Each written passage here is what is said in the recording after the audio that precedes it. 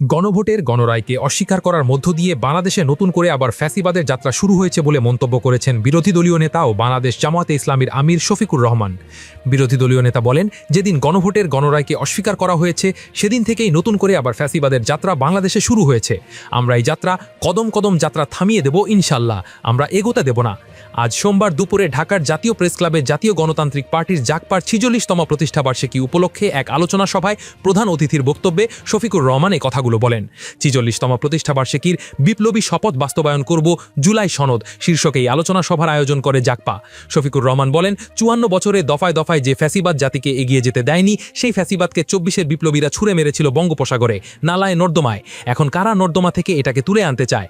মনে রাখা দরকার, এই প্রজন্ম প্রমাণ করে দিয়েছে তারা জেগে উঠলে মাসের পর মাস, বছরের বছর আন্দোলন করার প্রয়োজন হয় না। তাদের বুক চিতিয়ে যুদ্ধ করার সিদ্ধান্তই ফ্যাসিবাদীদের কলিজায় কাঁপন ধরিয়ে দেওয়ার জন্য যথেষ্ট। এই প্রজন্মে ফ্যাসিবাদের বিরুদ্ধে অবস্থান এখনও স্পষ্ট। বিরোধী দল তাদের সঙ্গে আছে। বিরোধী দলীয় নেতা আরও বলেন, আমাদের রায়কে হাইজ্যাক করা হয়েছে, ডাকাতি করা হয়েছে, জনগণকে অপমান করা হয়েছে এবং ইতিমধ্যেই তার রাজসাক্ষীও পাওয়া গেছে। হ্যাঁ, ঘুঘু বারবার আসে ধান খেয়ে চলে যেতে, কিন্তু কপাল যখন মন্দ তখন কিন্তু জালে বেঁধে যায়।